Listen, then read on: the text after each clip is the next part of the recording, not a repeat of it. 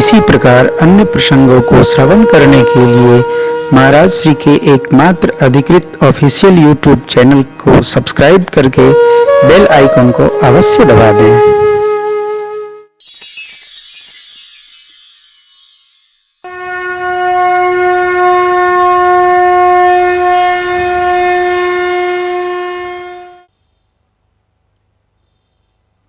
जगत के व्यवहार को संयोग कहते हैं और परमार्थ की यात्रा को सुयोग कहते हैं। जगत में कोई अचानक व्यवहार बन जाए तो कहते हैं तो संयोग बन गया तो बन गया, लेकिन जब परमार्थ यात्रा प्रारंभ होती है तो संयोग बस नहीं होते। देखो हमें कहाँ से वो सुयोग से आती है। जोग लग्न ग्रह बार तिथि सकल भय अनुकूल। जब सुयोग बनता है तब भगवत भजन संभव होता है। भगवत भजन की, परमार्थ की, गौ सेवा की, मंदिर निर्माण की, यज्ञ आदि जितने भी भगवत प्रियता के कर्म हैं ये बिना सुयोग के संभव नहीं है। ऐसा ही सुयोग हमारे आपके जीवन में यहाँ उपस्थित हुआ है और उसके परिणाम स्वरूप हमको आपको परमात्मा की पावन कथा गाने सुनने को प्राप्त हो रही है। बिना सुयोग के संभव नहीं। सु माने सुंदर, योग माने पर्व। अब ये सुंदर क्या है, यहां सुंदर क्या है?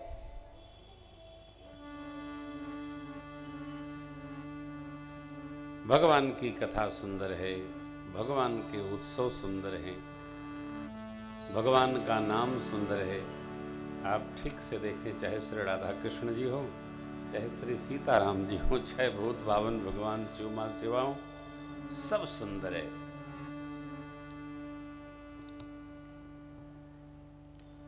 महिमा में हम लोगों ने स्मरण किया था, फिर भगवान भूत भावन के मां भगवती के विवाह में स्मरण किया था। यह उमा शंभ विवाह जे नर नारी कहीं जे गावहीं, कल्याण काज विवाह मंगल सर्वदा सुख पावहीं। गाने, कहने, सुनने मात्र से सदैव सुख की वृद्धि हो, वह कार्य सुंदर। कहत सुनत सब कर हित होई, जिस कार्य को कहते सुनते सबका मंगल हो, वो कार्य सुंदर है। मानस में वाद है, विवाद नहीं है। कागभूषणी गरुण संवाद है, ये संवाद। मां भगवती और शिव जी का संवाद, याज्ञवल्क्य जी भरद्वाज जी का संवाद, ये संवाद है। कहना सुनना यही कथा है। मैं कथाओं में सीधे प्रश्न करता हूं, आपने जो 4 दिन कथा सुनी उसमें से कोई संदेह है तो बताइए, उस पर हम चर्चा करेंगे। कई श्रोता लोग प्रश्न भी करते हैं। अब कई श्रोता लोग इस चक्कर में पड़ते नहीं, हमको बुलाया गया, हम सुन लिए, अब बाबा जी जाने और स्वामी जी जाने। जो इसमें डूबेगा उसी को प्रश्न आएंगे, जो डूबेगा नहीं उसको प्रश्न नहीं आएंगे। श्रोता को भगवान के तत्व व्यवहार में उतरना चाहिए। जो सुनाया जा रहा है इसका मूल क्या है, इसका उद्देश्य क्या है? राम चर्चा जीव चर्चा नहीं है।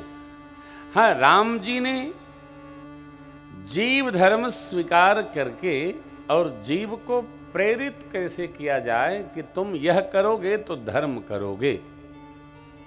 तुम्हारे जीवन में ये बात उतरी तो ये धर्म चर्चा है, तुम्हारा जीवन धर्म समन्वित होगा। मैंने आपसे कहा या नहीं मुझे स्मरण नहीं है, राम जी की पूजा करना सरल है, राम जी के बारे में प्रवचन देना सरल है, राम जी को जीना सरल नहीं है, बहुत कठिन है, बहुत कठिन है। धर्म के लिए, लोक कल्याण के लिए सर्वस्व का त्याग करना न कथावाचक के बस का है, न संस्था के पदाधिकारियों के बस का है। यजमान तो छोड़ दीजिए, लोक कल्याण के लिए, लोक मंगल के लिए, धर्म रक्षा के लिए सर्वस्व का त्याग सबके बस का नहीं है, बाबा लोगों के बस का नहीं। जीव तो सामान्य है, जो इसीलिए घर द्वार छोड़े हैं उनके बस का भी नहीं है कि लोक कल्याण के लिए हम अपना सर्वस्व त्याग कर दें। ये केवल राम जी के बस का है, जीव के बस का नहीं है, बहुत कठिन है।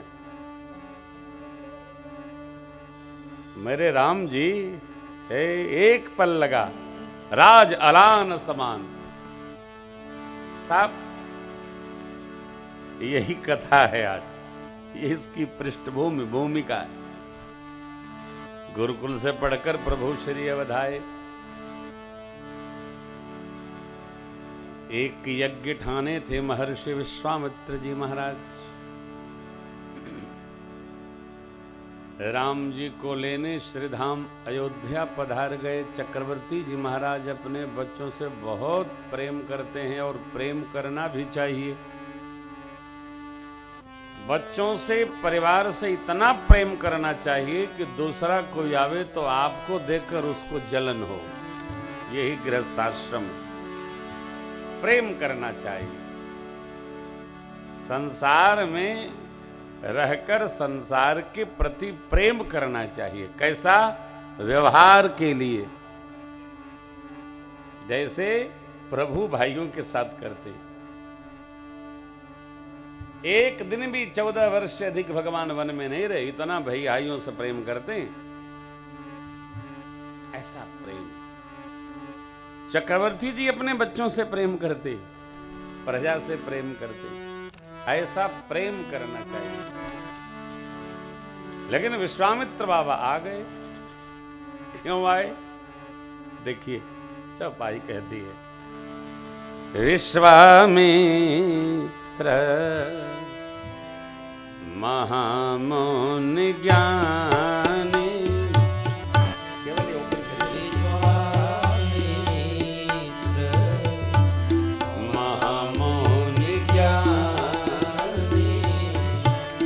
बसहि विपिन शुभ आश्रम जानी।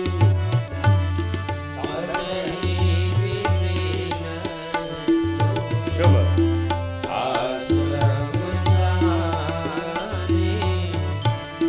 जहाँ जप यज्ञ जोग मुनि करई। जहाँ जप यज्ञ जोग मुनि करई।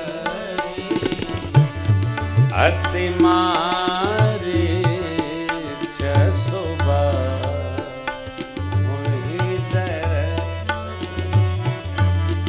अति मारे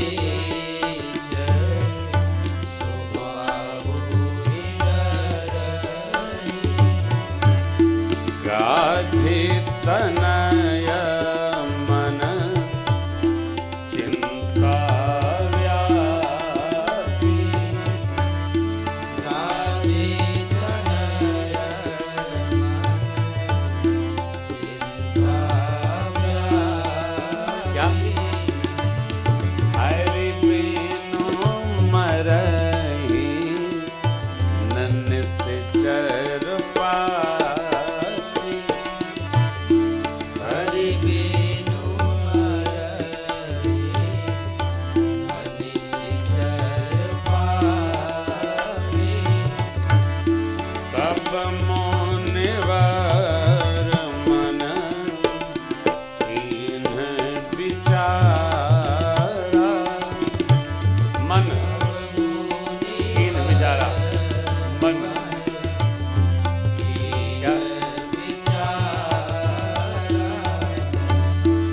प्रभु अवतरे हो हरन मही भारा।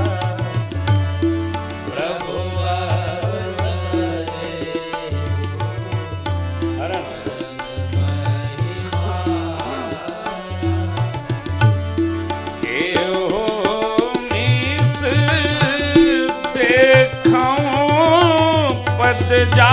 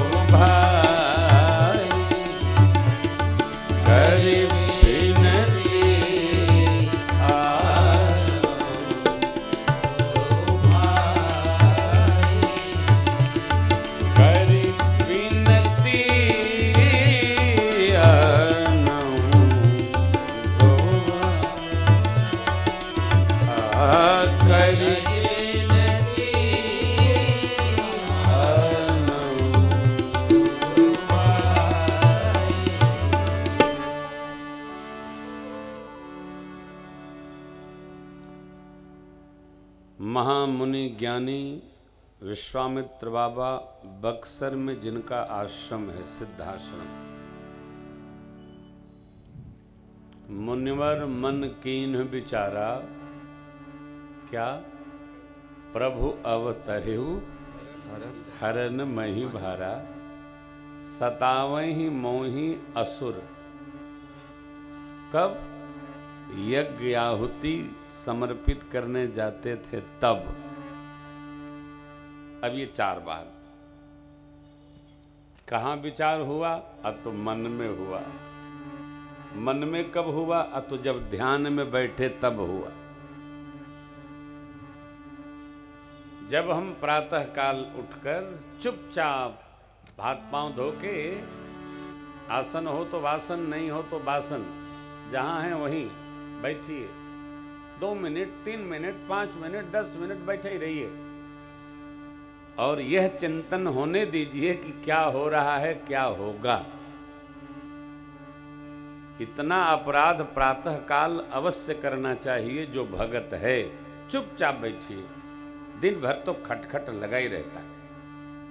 प्रातः काल चुपचाप ये अपराध करना चाहिए। अपने लिए चुपचाप हाथ पांव धो के बैठ जाइए। बैठिए चुपचाप।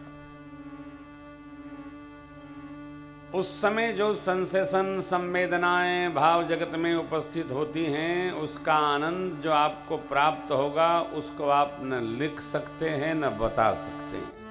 करके देखिए, कल ही करके देखिए, अनुभूतियां हैं। प्रातः काल चुपचाप, किसके लिए? किसी के लिए नहीं। चुपचाप बैठिए ना, देखिए रस। बैठिए। यह 1 मिनट का बैठना धीरे धीरे 10 मिनट होगा, 15 मिनट होगा, फिर जब रस आने लगता है तो ये आधा घंटा होने लगता है। करने के बहुत है, कहा कीजिए। कितना काम है।